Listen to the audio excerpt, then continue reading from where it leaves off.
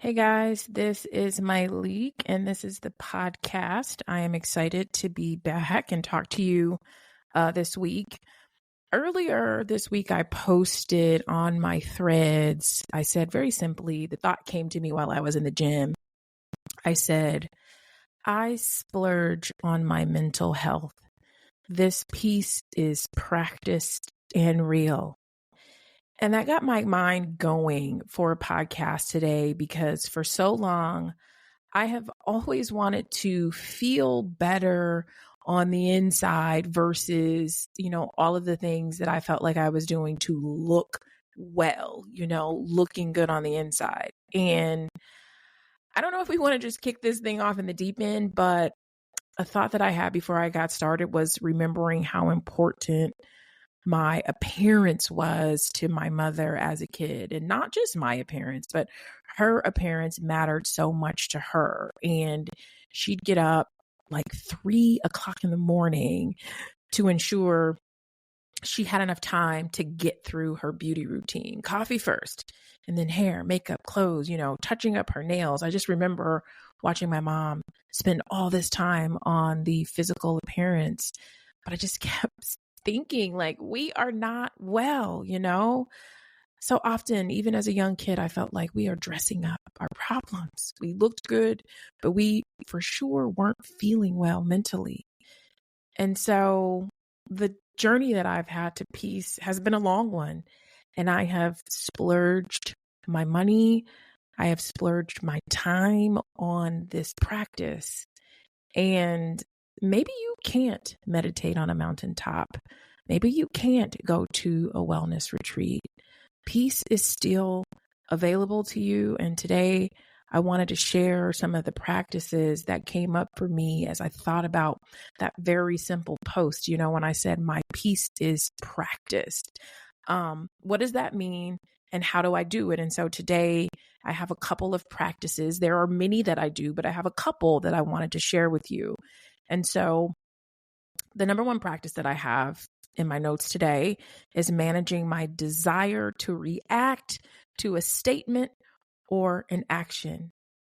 Lately, I have noticed my son looking to me first when something jarring or unexpected happens in a large group. So, if we are around friends or we are in a large group of family or we're just around other people, I can feel his eyes piercing me to see how good or bad the moment is based on my reaction. And so when something seemingly bad happens and I remain calm, I can see this big grin on his face, while others are maybe reacting or freaking out. And this is not a good or bad thing. This is just something that I'm sharing that I have noticed, him immediately coming to me, looking at me to see almost like, what is the real reaction? What should I really be doing? And so without speaking, it's almost like I can tell what he's thinking. And practicing peace in moments like this require me to be calm.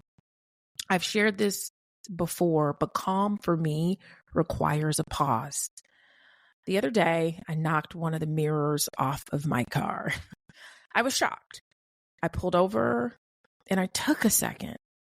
Lots of feelings were arriving fast and furious to the surface. Anger, disappointment. I mean, this is on a street that they recently repaved and it was trash day. And now they put these like weird, I don't know what you call them, like in the middle of the street. And so now the lanes are just so tight and it was trash day and the trash guys had just like thrown the cans all over the place.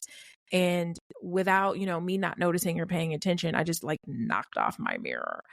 And so I felt everything coming up: anger, disappointment, disbelief, like WTF. Oh my gosh, like it's Monday. This is the way I'm starting my week. And so I pulled over and I just sat in my car for a second before I did anything. Okay. Deep breath. Let me drive back and see if any parts of my car are on the ground. They were. Let me safely get out and get it because this car part is not worth my life. Let me make a call and just tell someone what happened. There's something about like, I just need to release All right, let me go on about my business. And when I get home, I will call the dealership. I will call the insurance for guidance. I ended up calling my insurance agent, and that could have gone totally different in the past. I do the same thing when someone shares some news with me that might be hard to hear. We live in an age now where people have more language around their feelings. And I think we've gotten so much better at using our words, but I don't always know that the words apply, right? And so we are in the era where we have a lot of like therapy language and psychoanalysis. And I feel like people are able to better articulate their feelings. But I do think that, without the credentials or fully understanding, I think there are some opportunities where words, things may not necessarily apply. And so if someone brings something to me, I've been working really hard for defense not to be my first reaction. If I really don't get what's being said, I might calmly ask for clarity. If I don't think enough information has been shared, one of my favorite phrases is tell me more, because I have found that people might say something like, I think you're really mean. My first reaction in the past would be like, no, I'm not. Pause, my league. Pause. I have to literally remind myself that defense is not required right now. I might take a breath and say, tell me more. I think you're really mean. I think what you did was this. And I may just need a second. Tell me more. Can give me more information? And let's just say that they give an example of my behavior or share a story.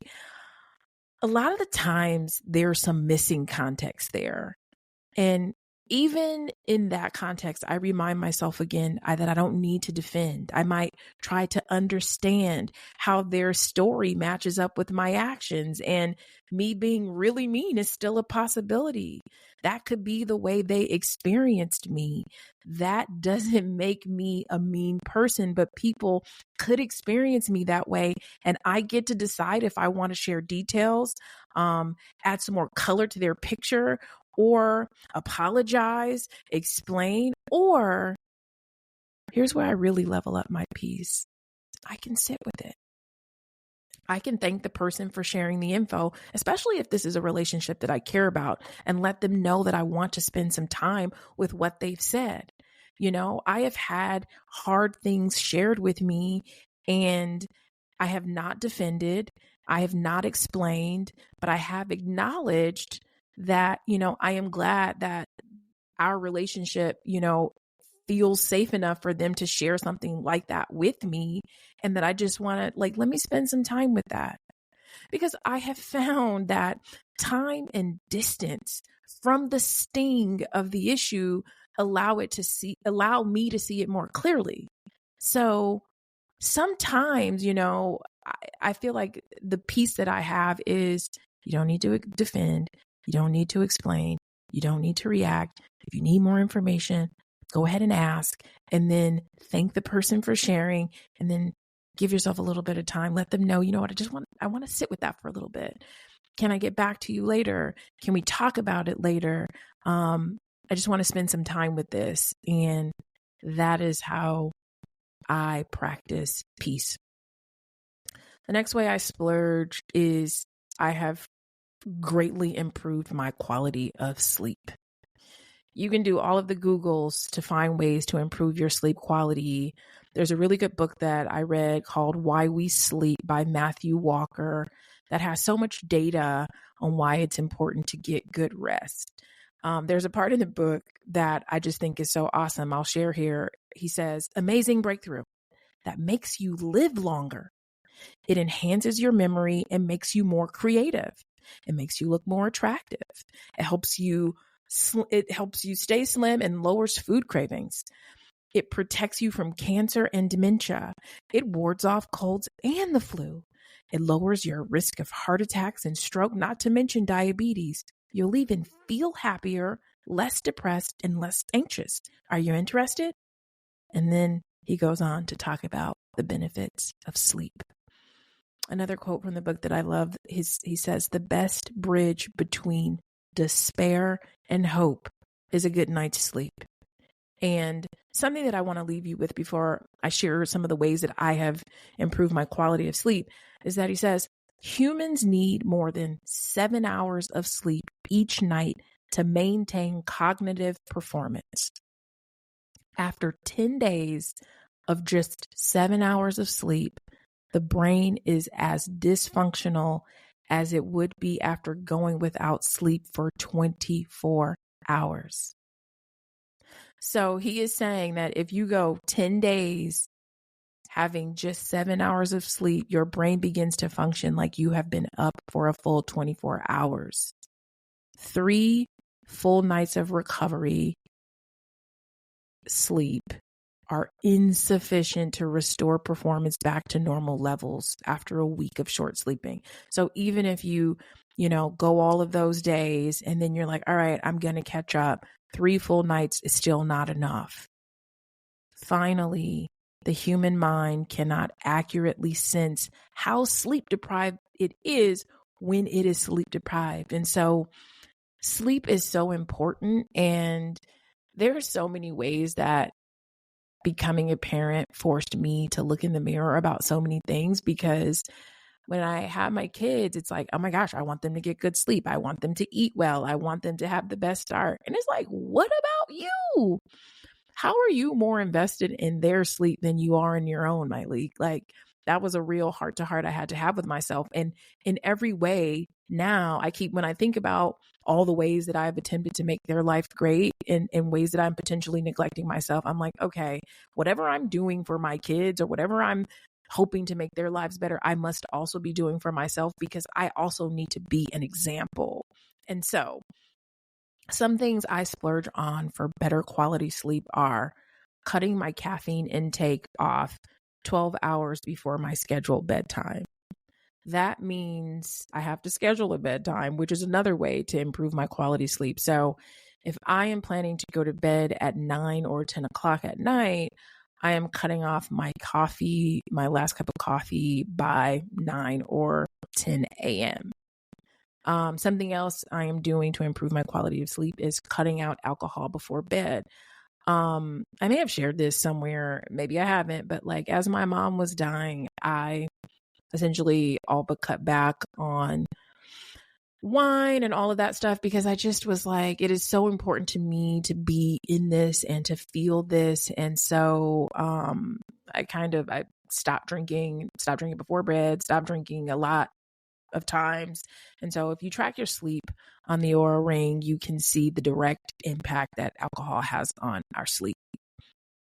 I make sure that I have my dinner early, and I cut liquids, drinking water and all of that at a certain time. So I'm not interrupting my sleep with trips to the bathroom. I am like the queen of using the restroom through the night. And so I had to work on that, cut the liquids.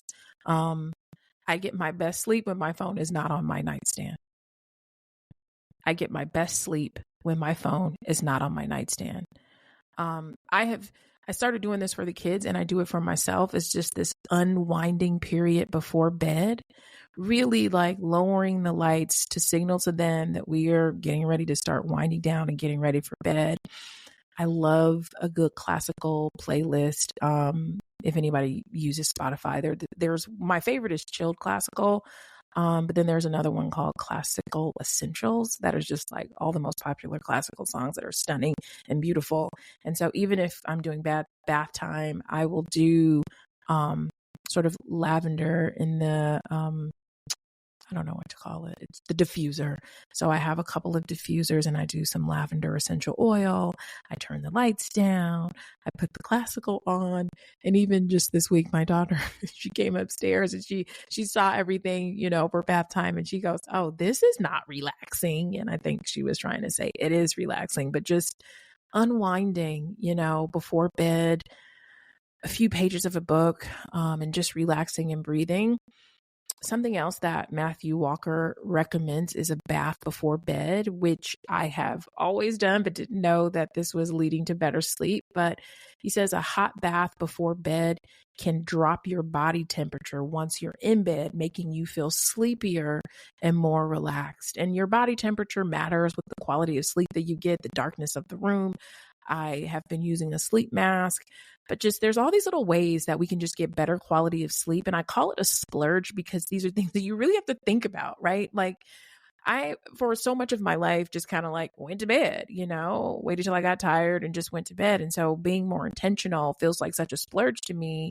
And the last thing that I have been really conscious of is getting out and getting more sun during the day so that my body knows the difference between daytime and nighttime. And so Matthew says that light plays a central role in regulating circadian rhythm.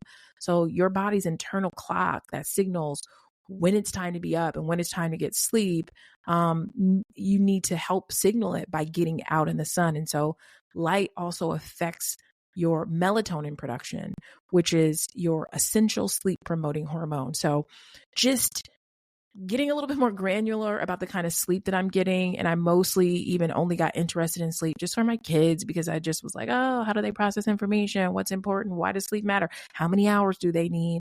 And then I was just like, you can't care more about that than you do about yourself. And so splurging in that way.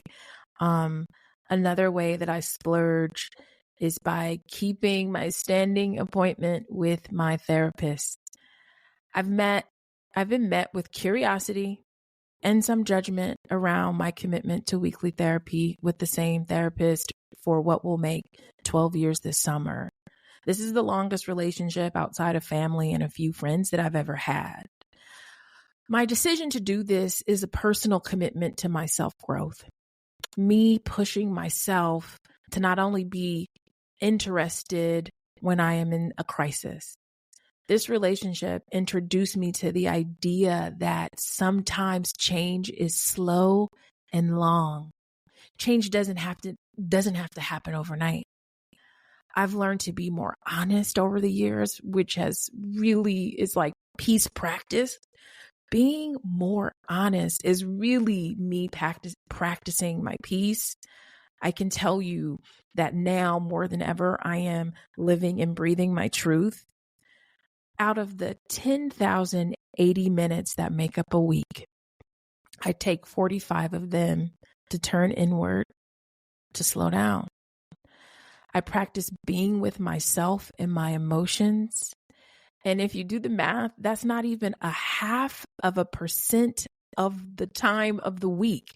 45 minutes is 0.44% of a week of those 10,080 minutes. So not even 0.5%.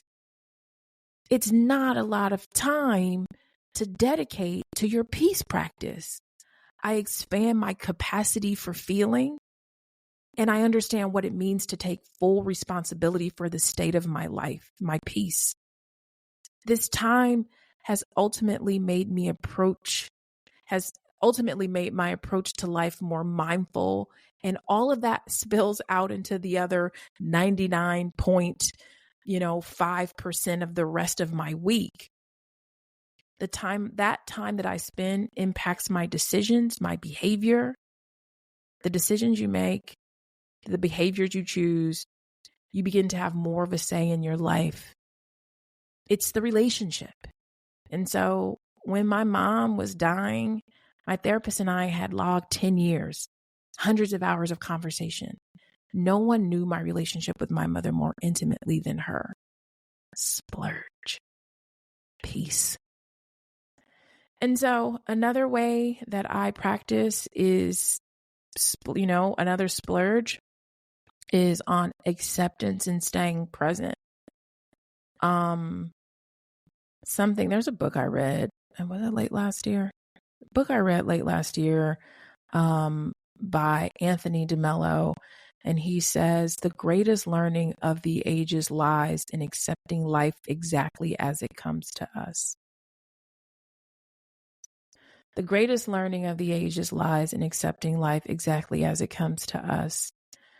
Acceptance can look like a passive state, but in reality, it brings something entirely new into this world. That peace, a subtle energy vibration, is consciousness. That is Eckhart Tolle, who wrote one of my favorite books of all time, The Power of Now, which a friend recommended it to me, years ago. And I opened it and I just it wasn't sticking. And that might be the case with, some books people are recommending online. There are some things that I read that I wasn't ready for. And so I can tell you now, the very first time I started to read The Power of Now, I was not ready for it. But now, that I feel like I'm splurging on peace and I'm ready. I'm ready because I've lived longer. I've had some life experiences that I feel like have made me more available to this type of content. And I can tell you that the idea that acceptance looks like a passive state was something that for a while I really struggled with, because I always felt like people needed to know exactly how I felt about something in the moment. What she say, that's not true. That's an attack on my character. I'm not that type of person.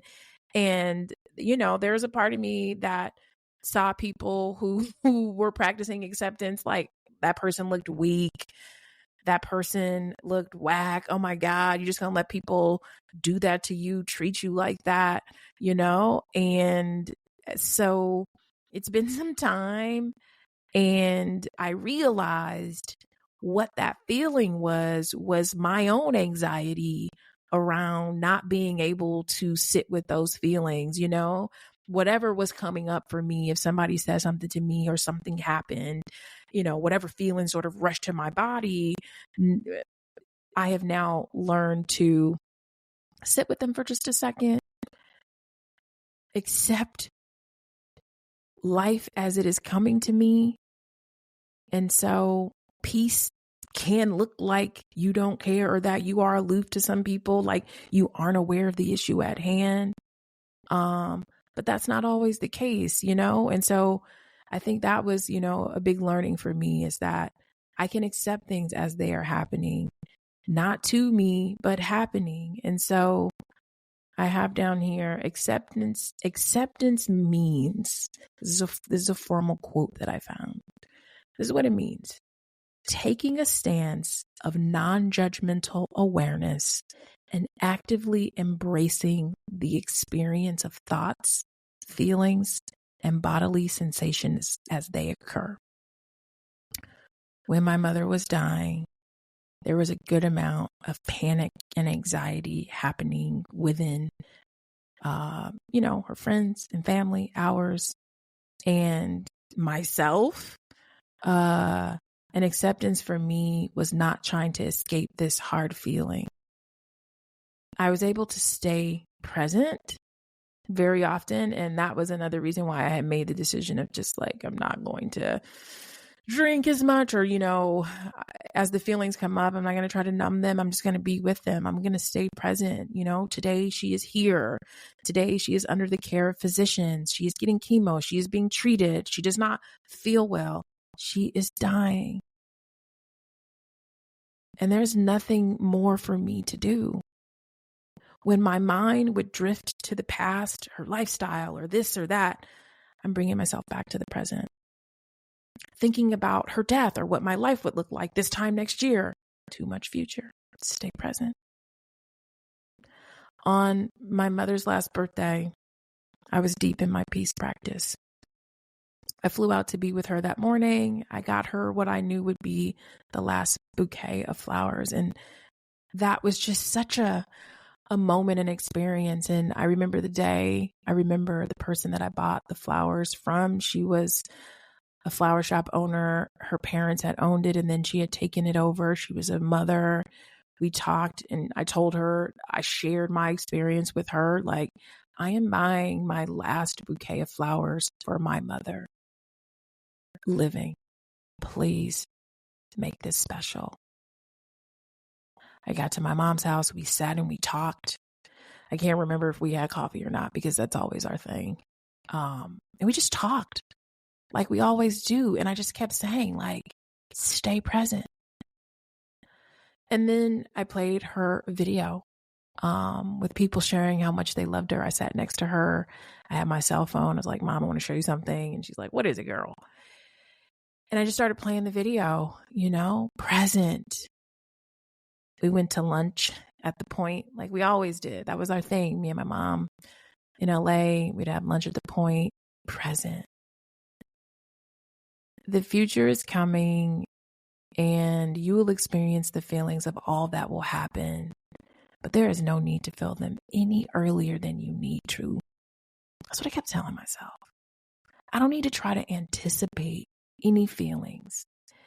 And this is how I was just sitting so deep in my peace practice, you guys. And so I just want to say, as I wrap this up, I want you to remember something.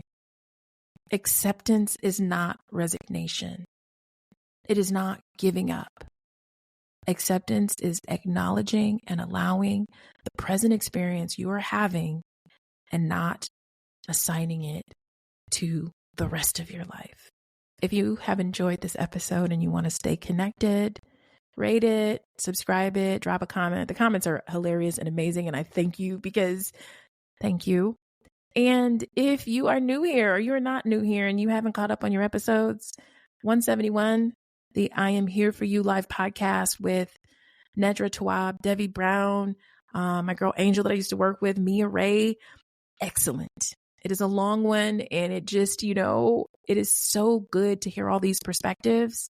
169, why haven't you done it? I think you should keep that, download that and play it every time you are standing on a hill and you don't feel like you can move and you are like, why haven't I done it? It's a question and it's an answer and it's motivating. 173, imposter syndrome. That one is climbing the charts. You are loving it. And I'm just glad that after all of these years of talking about imposter syndrome, we spoke to some experts who are helping us all heal. Sign up for my newsletter at myleak.com. Until next time, you guys.